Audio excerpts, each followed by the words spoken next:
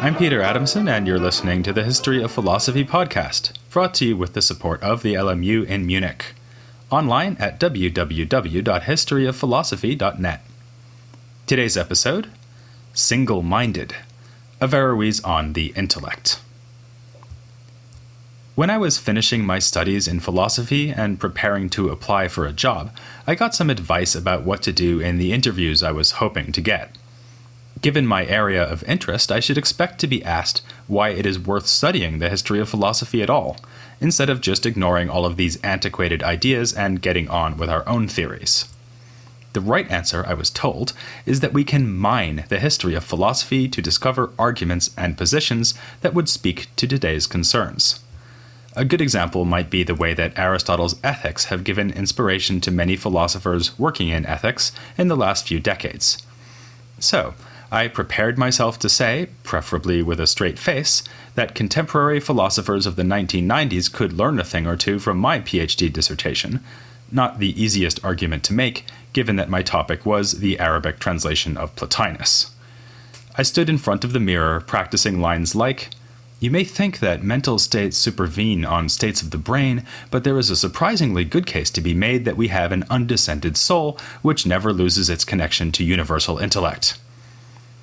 But I never really believed that this is the only, or even the best, rationale for studying the history of philosophy.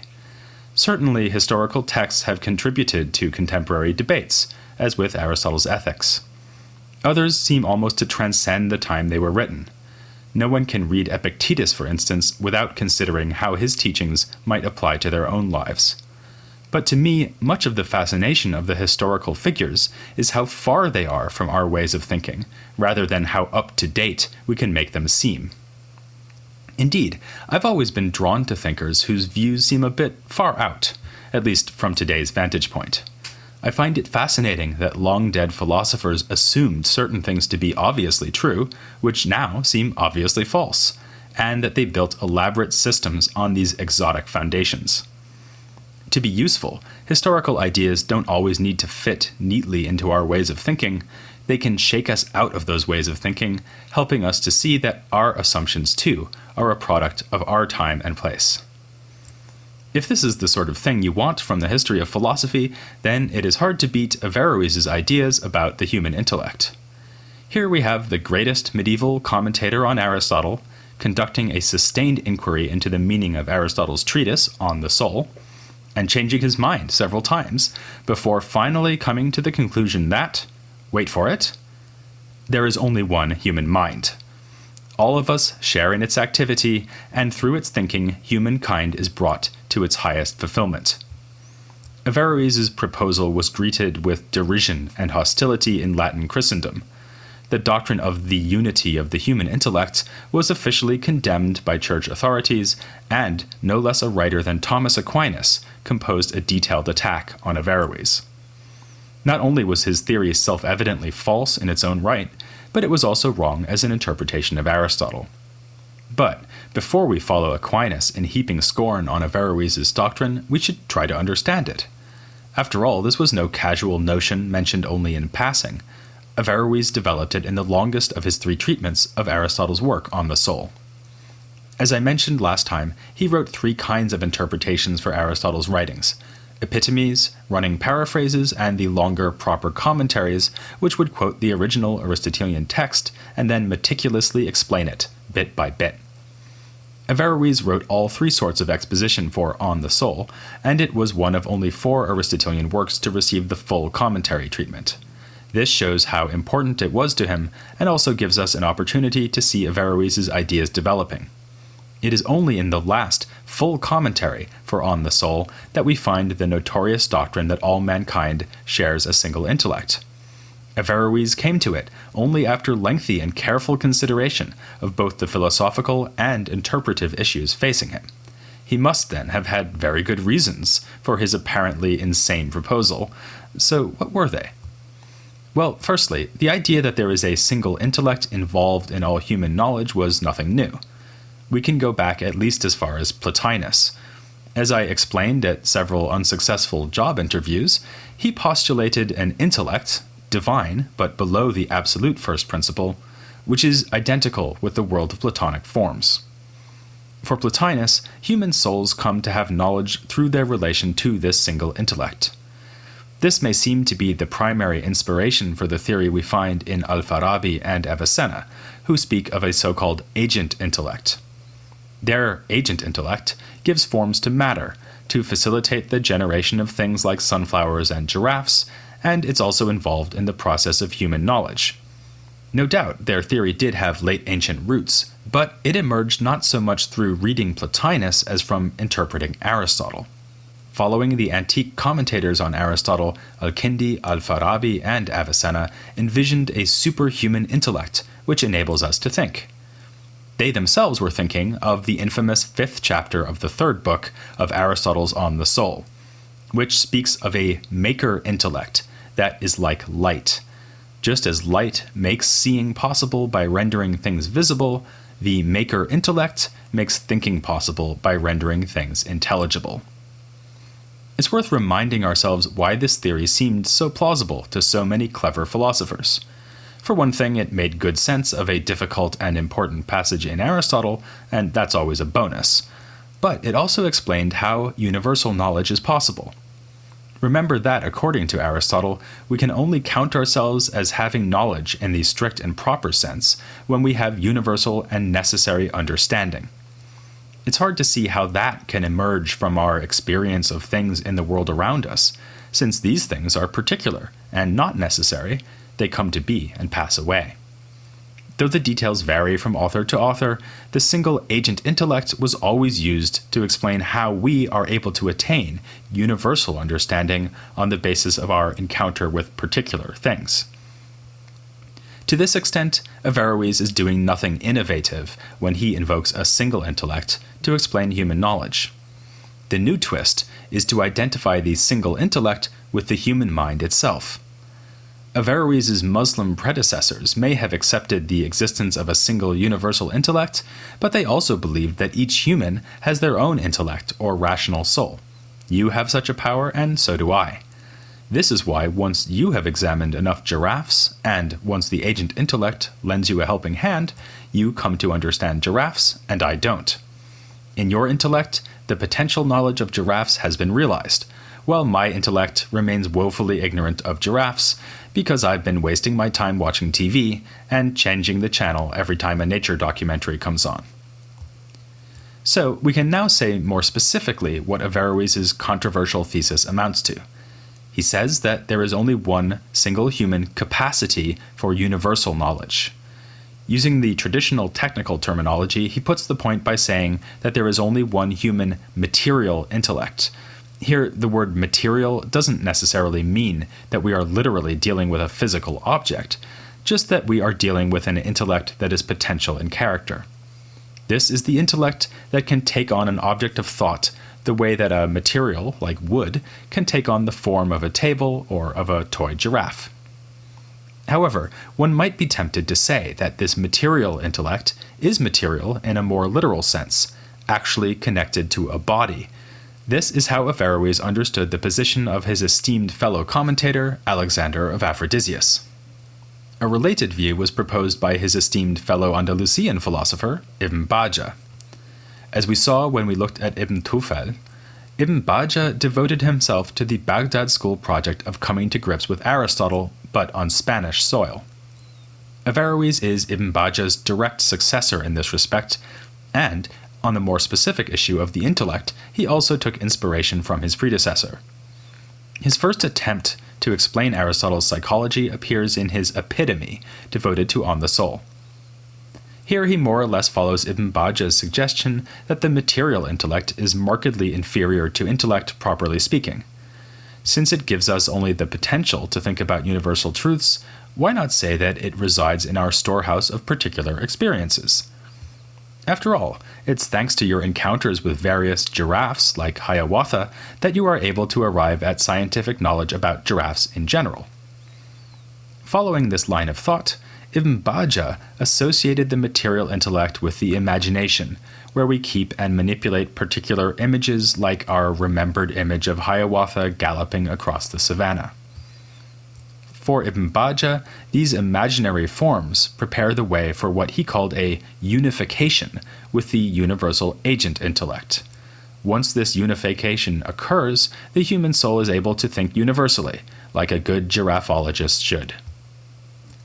In his epitome of Aristotle's On the Soul, Averroes expresses his admiration for Ibn Bajjah's interpretation and basically adopts it himself. And the view does have its attractions. It makes good sense of the phrase material intellect itself, in that the imaginary forms in the soul serve as matter for actual thinking, like wood that is turned into a table. Upon further reflection, though, Averroes decided he could not accept Ibn Bajjah's teaching.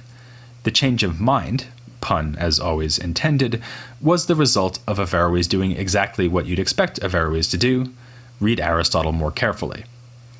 Upon revisiting the crucial passages in On the Soul, Averroes was impressed by the argument Aristotle gives to show that the intellect has no bodily organ.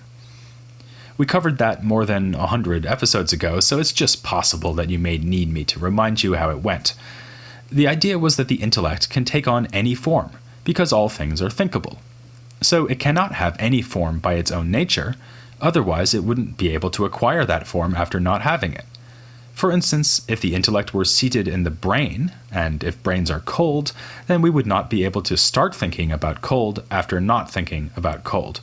Rather, coldness would always be present in the intellect. Pondering this, Averroes was moved to separate even the material intellect more completely from connection to matter.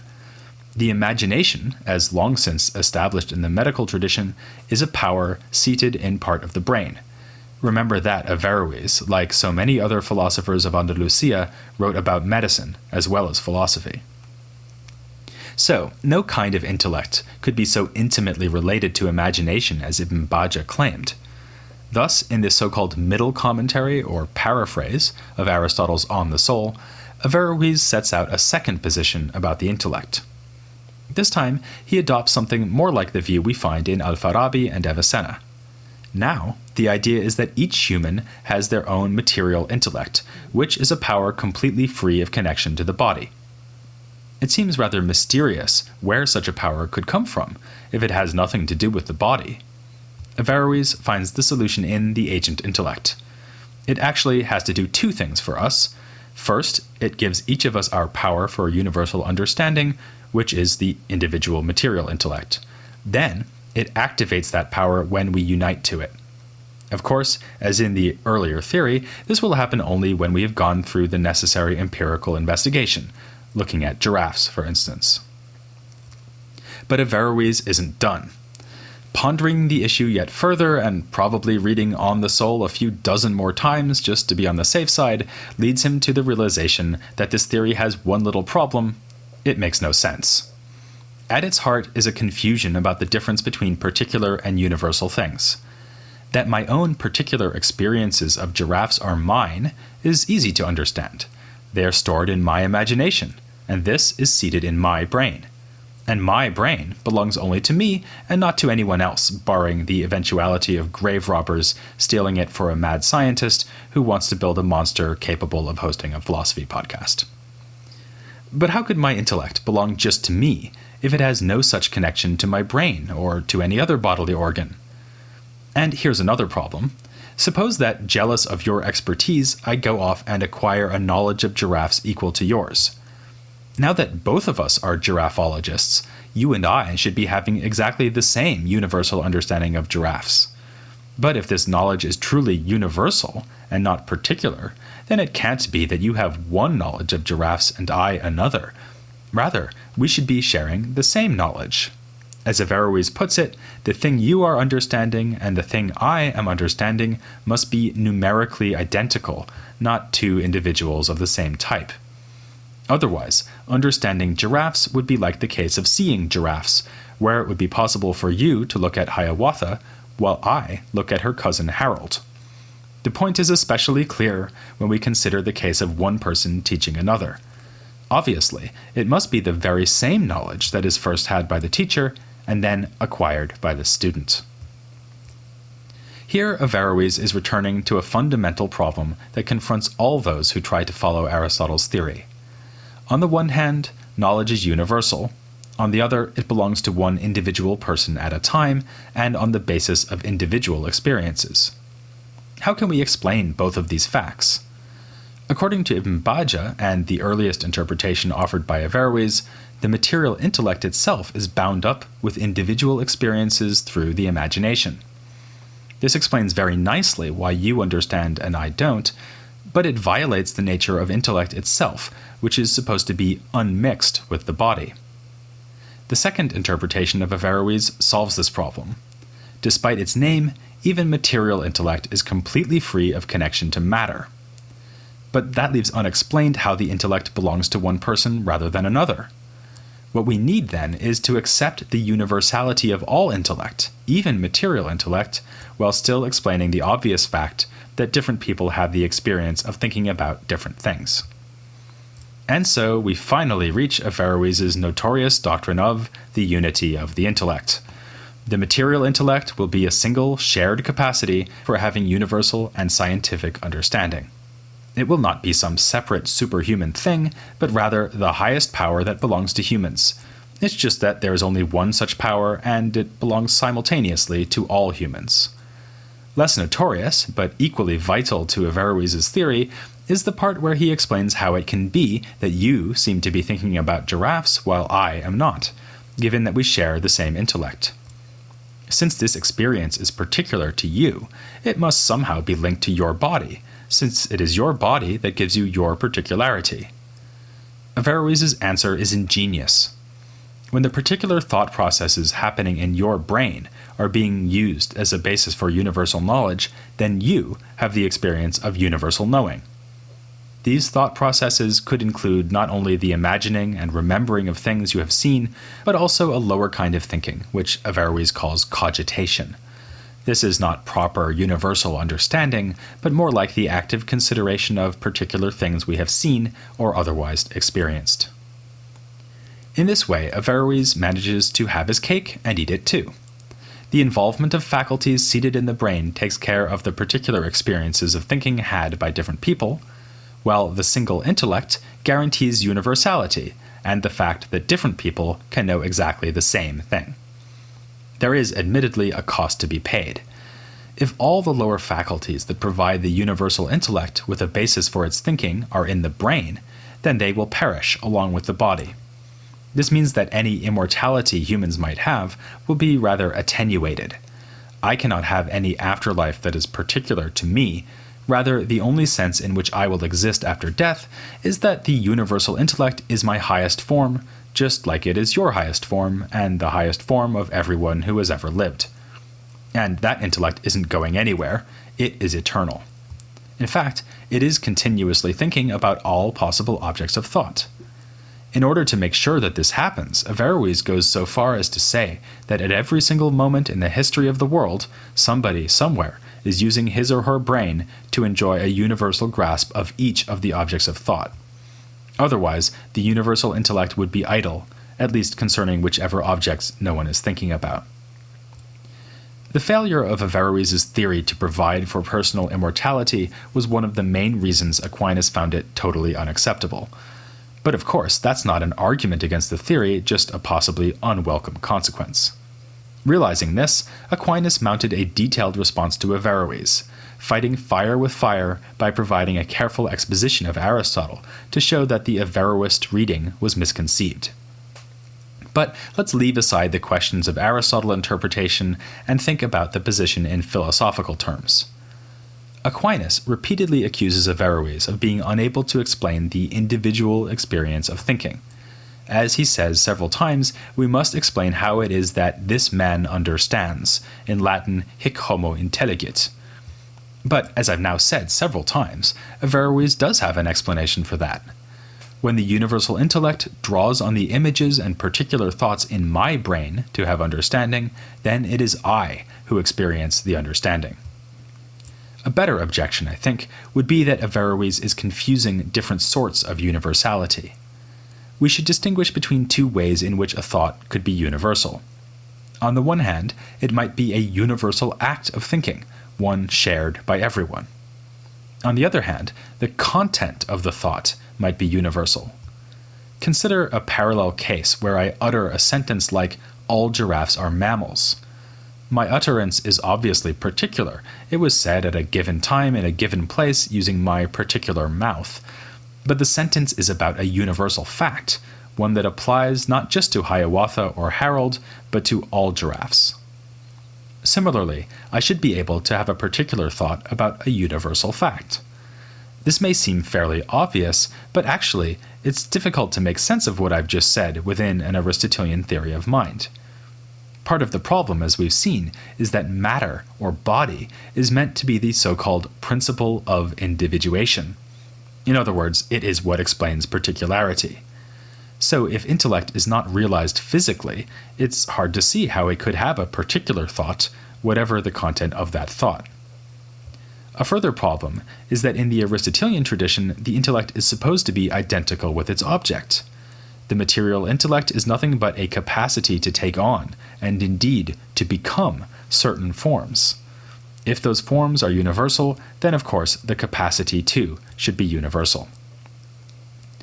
It seems to me then that with his apparently crazy doctrine, Averroes was simply following certain Aristotelian ideas through to their logical conclusion.